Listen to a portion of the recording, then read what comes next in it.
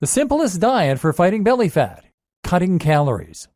The most straightforward way that anyone can fight belly fat is to simply eat fewer calories than they burn. This is what is called maintaining a caloric deficit, and it basically means that the body needs to burn fat in order to get the energy it needs. The body is constantly burning energy, not only to allow it to engage in various activities such as walking, jogging, or thinking, but also to allow it to simply stay alive. That is to say, that you need to burn energy for the most fundamental of human bodily functions, such as blinking and breathing. If you are constantly eating, then you are constantly supplying your body with the sugar that it needs. This will remain in the blood until the body is able to use it to power whichever movements are necessary. Failing that, the body will look to stores of glycogen, which is kept in the cells. It's only once both of these energy supplies run short that the body then needs to start looking elsewhere. That is when it starts to burn fat. How to measure and maintain a calorie deficit. If you want to measure and maintain a calorie deficit, then you need to first calculate how many calories your body burns in a given day. This means looking at the number of calories that you burn while active, called your basal metabolic rate, and then looking at how much exercise you do on top of this, making your AMR or active metabolic rate. There are plenty of different calculations out there for getting a rough estimate of these numbers. Ultimately, though, it is actually more effective in most cases to try and work this out using a fitness tracker. While calculations can be useful, they don't allow for variations from one day to the next. Most of us will find that our active metabolic rate varies tremendously throughout the week, and this, of course, has a big impact on how much you should be eating. A good fitness tracker will allow you to enter some personal metrics, such as your height, weight, and gender, and will then count your steps and measure other activities throughout the day. A device such as the Fitbit Alta HR, for instance, will not only track steps, but also monitor your heart rate throughout the day, and automatically detect exercises and activities like walks, runs, and sports. Using this data, you can then get a much more accurate picture of how many calories you burn daily. From there, you can start calculating how many calories are going in. Again, there is technology out there to help you do this. MyFitnessPal, for example, is a tool that will let you log the foods you eat by entering the calories and macronutrients manually, or by simply scanning a barcode in order to add them from a huge database.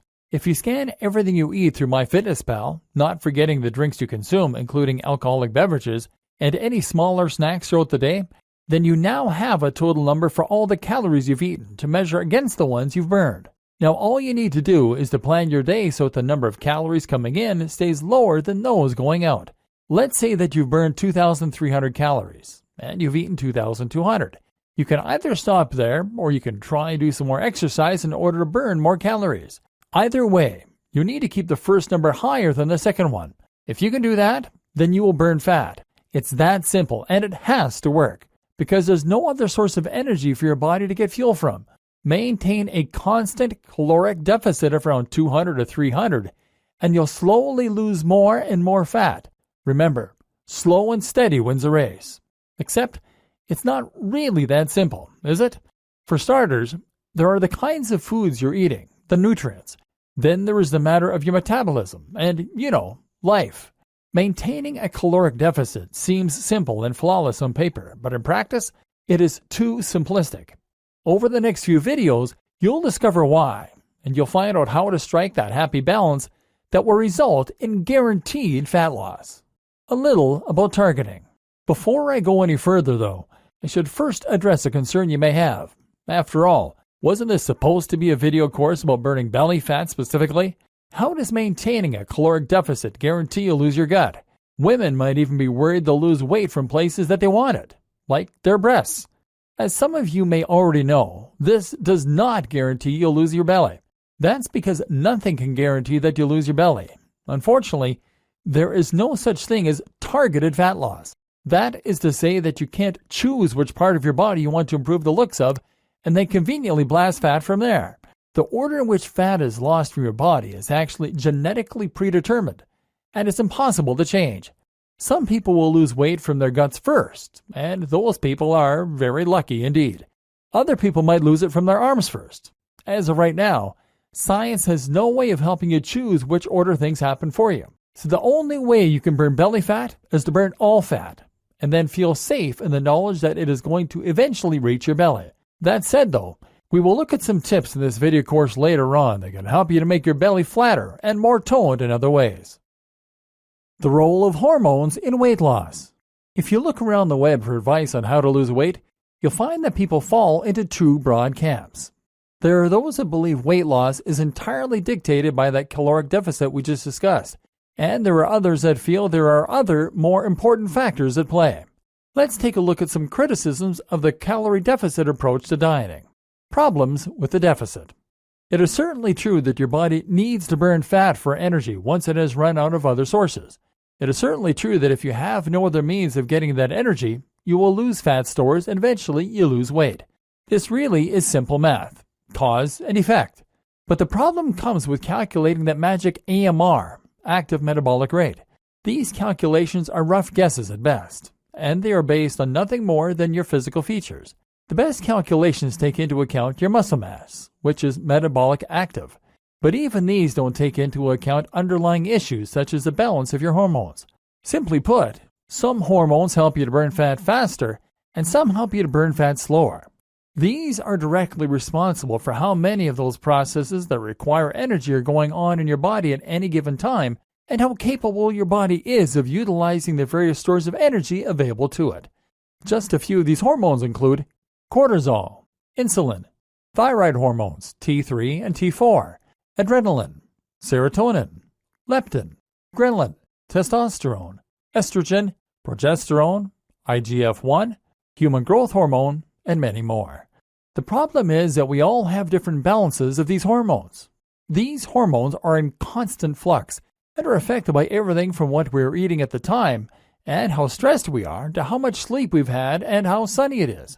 Some people have imbalances in these hormones that are permanent, while others will use medications that can alter them. Those fitness gurus that ignore the role of hormones in weight loss can't explain why hypothyroidism or polycystic ovaries leads to weight gain. They also can't explain why using steroids builds muscle and burns fat.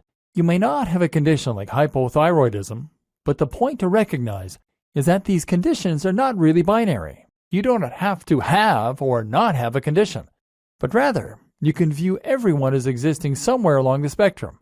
You might have a slightly lower production of thyroid hormones than someone else, or you might be higher in testosterone. This is why some people lose fat very easily, and it is why some people struggle to lose it. It's also why things tend to get harder for us as we get older, and it's why things get harder for us as we become more stressed and more tired. All of this upsets our hormone balance and puts our bodies into fat storage modes. The issue is not with a calorie deficit, but rather our ability to accurately calculate our own AMR. Not only that, but these hormones also play a very big role in why we struggle to lose weight. They make us hungry, low in energy, and depressed. And they contribute directly to fat storage around the midriff. This is before we take into account the fact that it is essentially impossible to calculate the precise number of calories burned. Heart rate alone is not a perfect correlate for calories burned, or the number of calories in any given item of food. You really think that every single apple has the precise same number of calories in it? Are you sure you're really adding precisely the same amount of sauce to your meals? Then there's another fallacy of the calories in-out diet, which is the notion that our calories somehow magically reset at the end of the day, that we can make sure we're in a calorie deficit on Monday and then start again on Tuesday. In reality, the buildup of calories is cumulative and can be carried over. And then there's the way that eating in itself can affect your hormonal balance and process the foods that are coming in. The cycles of the body. Not only does everyone have different balances of hormones in the long term, but we all also go through cycles where different hormones peak. This is useful information to know if you want to try and make it as easy as possible to encourage weight loss, because it means you can time your consumption of food to coincide with points when your metabolism is fastest.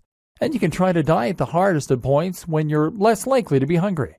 For example, when you wake up first thing in the morning, your body is in a fasted state. This is simply because you have just gone the last 8 hours without eating anything, thereby meaning you have very low blood sugar. How does the body interpret this? It interprets it as danger. In other words, your body will now react by telling you need to eat, and you need to eat fast. If you don't get food into your system quickly, then you might starve. Remember, as far as your body is concerned, you're still surviving out in the wild. Thus, Your low blood sugar will trigger a release of cortisol, the stress hormones that will motivate you to go and find food. This is also what makes us grumpy in the morning. You'll release sugar from stores into the blood, and you'll produce ghrelin, the hunger hormone. This also triggers the release of myostatin, a chemical that tells the body to burn muscle and use it as fuel.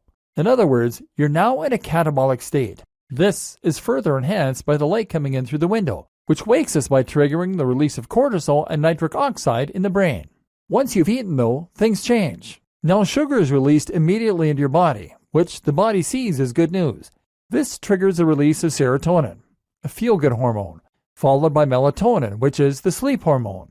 This is why we often feel sleepy after a large meal. Now, your brain becomes slower and groggier, and you feel happier, but countless other activities can similarly alter your hormone balance. As it gets darker, for instance, we release more of the sleep hormone, melatonin. Likewise, if we're in a good mood and having fun with friends, we release more serotonin. Likewise, when we work out, this triggers the release of stress hormones, followed by anabolic hormones like growth hormone and testosterone to trigger growth.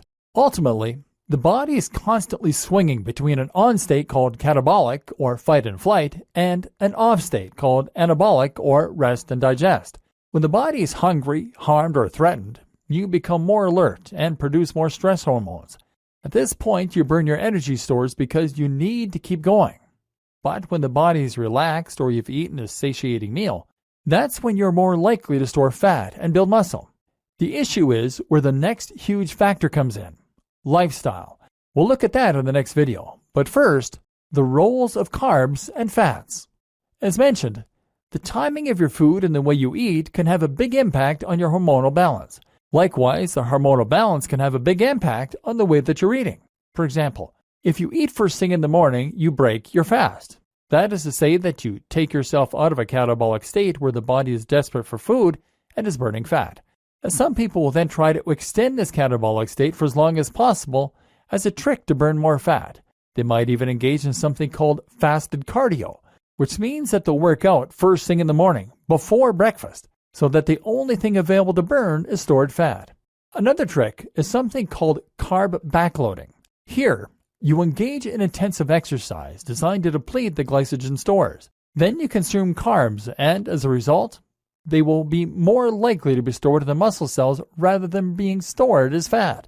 But the technique that most people are interested in is to avoid simple carbohydrates altogether. Simple carbohydrates are any carbs that release their energy immediately into the blood. These tend to be the sweetest carbs like sugar, cake, and white bread. By eating these, you cause a sudden spike in blood sugar, which triggers the release of insulin and puts your body into a fat storage mode. If you avoid these simple carbs, however, then you can maintain more of an equilibrium and thereby prevent your body from storing the energy. Instead, you'll simply be replenishing your blood sugar as it is being used up.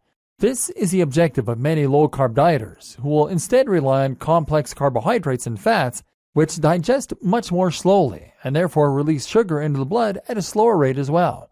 Some low-carb dieters and fasters will go even further to try and reduce blood sugar to the point that the body begins producing an alternative energy source, ketones. Do you need to worry about this? Is any of it relevant for losing your belly? Don't worry. Everything will be explained into a simple-to-follow program very shortly.